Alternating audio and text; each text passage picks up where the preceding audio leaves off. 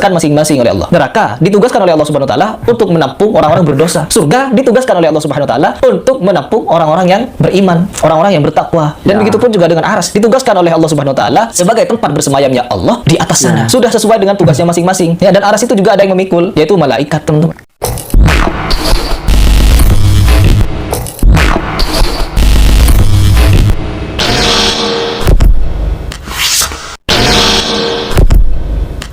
Assalamualaikum warahmatullahi wabarakatuh. Hari Pres semakin parah ya. Ada tiga poin yang disampaikan Hari Pres perlu saya jawab ya. Yang pertama adalah neraka itu ditugaskan oleh Allah untuk menampung orang-orang yang berdosa, neraka. Kemudian surga itu ditugaskan oleh Allah untuk menampung orang-orang yang beriman. Ini yang ketiga, arsy itu ditugaskan oleh Allah sebagai tempat bersemayam Allah. Ini ketiga hal ini sungguh menarik ya, karena ini mulai tidak logis ya. Bukan tidak logis lagi, memang tidak sesuai dengan fakta kajian kitab, sebagaimana yang saya sampaikan sebentar lagi ya. Tapi kita simak dulu tiga poin ini ya. Neraka ditempatkan bagi orang yang berdosa, surga ditempatkan atau sebagai penampung orang-orang yang beriman, kemudian aras ini tempat Allah katanya, dan yang memikul aras adalah malaikat. Kita simak dulu ya, disampaikan Hari Pres ini. Kan masing-masing oleh Allah. Neraka ditugaskan oleh Allah Subhanahu wa taala untuk menampung orang-orang berdosa. Surga ditugaskan oleh Allah Subhanahu wa taala untuk menampung orang-orang yang beriman, orang-orang yang bertakwa. Dan begitu pun juga dengan aras ditugaskan oleh Allah Subhanahu wa taala sebagai tempat bersemayamnya Allah di atas sana. Sudah sesuai dengan tugasnya masing-masing. Ya, dan aras itu juga ada yang memikul, yaitu malaikat, teman-teman. Semua ini sudah ditugaskan oleh Allah Subhanahu wa taala dan mereka itu patuh kepada Allah. Ya, tidak ada yang membangkang. Hanya dari golongan jin dan manusia yang banyak membangkang kepada Allah. Keren ya, yang membangkang itu adalah bangsa jin dan iblis. Ini bahasanya keren dan keras ini bagi orang-orang yang membangkang ini. Yang membangkang itu adalah orang iblis dan kemudian jin ya.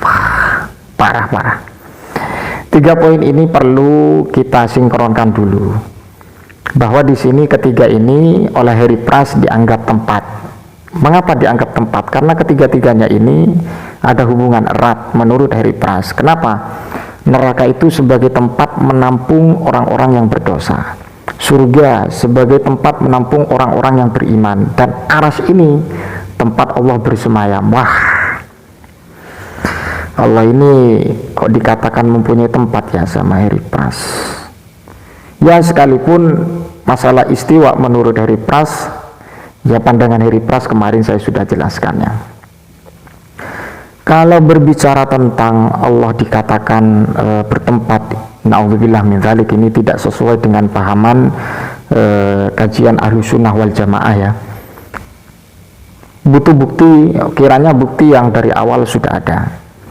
Sekarang begini, kita berbicara tentang poin yang ketiga aja. Ketika Allah itu bertempat di aras ya, atau bertempat istiwa di aras, ini kan dikatakan tempat ini, sehingga dikatakan Hari Pres itu tidak sepakat ketika dikatakan di mana-mana. Ini satu pemahaman yang butuh saya jawab dengan beberapa kajian kitab ya. Ini dalam satu redaksi yang disampaikan oleh para ulama dalam kitab Al-Farqu Bainal Firaq ya. Ada kitab namanya kitab Al-Farqu Bainal Firaq. Innallaha khalaqal arsya idharan li qudratihi, bahwa Allah itu menciptakan aras idharan li qudratihi, karena untuk menampakkan atau memperjelas kekuasaan Allah.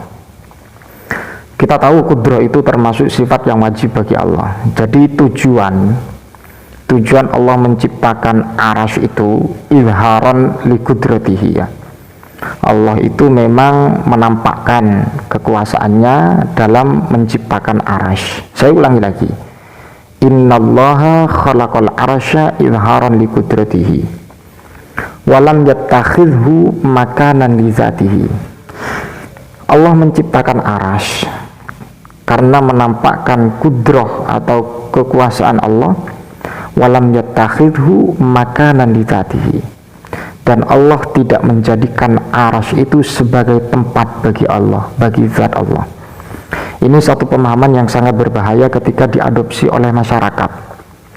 Karena apa? Karena pemahaman ini ada komparasi 3 tempat ini ya, arsy, surga dan neraka. Kalau surga sebagai tempat menampung orang yang beriman, kalau neraka sebagai tempat menampung orang yang berdosa. Arsy itu tempat bersemayam Allah, dan kemudian arsy itu dipikul oleh malaikat.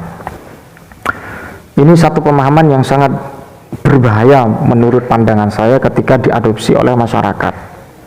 Kalau tidak tahu rekam jejak Harry Pras yang seringkali memberikan reaction antara video satu dengan video lain, perkataan ulama kemudian dikantor dengan video, dan video yang mengkantor itu adalah golongan Salafi Wahabi. Karena manhajnya sudah beda. Manhaj Salafi itu sudah beda, jelas beda. Manhaj yang pertama masalah kajian bid'ah pun juga beda. Dan kemudian masalah ini juga sangat berbeda. Dan ini sangat begitu berbahaya. Jadi Harry Pras ini kok semakin hari semakin menjadi-jadi, semakin lantang ya, memberikan penjelasan, dan memang seringkali menjadi tontonan oleh publik sikap dari Harry Pras. Dan apalagi saya yakin kalau Harry Pras ini tidak paham dengan beberapa kajian kitab. Cuman Harry Pras ini memberikan edukasi atau mereaction video ulama dengan video junjungan Harry Pras dari kelompok Salafi Wahabi. Jadi berbahaya ya. Saya ulangi lagi, dalam kitab Al-Farqu Bainal Firaq, innallaha khalaqal arsya izharan liqudratihi walam yattakhidhu makanan li zatihi. Jadi Allah itu ya tidak bertempat di aras, tidak mengambil tempat di aras, sekalipun Allah menciptakan aras. Dan tujuannya menciptakan aras adalah izharan liqudratihi. Kita tahu sifat wajib bagi Allah adalah wujud, qidam, baqa, mukhalafatul lil hawadis, qiyamuhu bi nafsihi wahdaniyat, qudrat, iradat, ilmu hayat, sama, basar, kalam, ila akhirih. Jadi begitu, ini masalah ideologi atau masalah akidah atau masalah usuluddin ya. Ini sangat berbahaya sekali ketika diadopsi orang awam yang tidak tahu substansi kajian yang sebenarnya yang dipaparkan oleh para ulama. Ya karena orang-orang Salafi Wahabi yang dijadikan rujukan, yang dijadikan argumen oleh Harry Pras adalah ya Wahabi yang seringkali bertendensi qala Rasulullah, qala Allah Ta'ala. Ya memang itu dalilnya, tidak ada lain. Saya bukannya tidak sepakat, kita harus berargumentasi atau berdalil lewat Al-Quran dan hadis. Cuman cara kita untuk memahami Al-Quran dan hadis itu ya butuh bagaimana ulama memahami.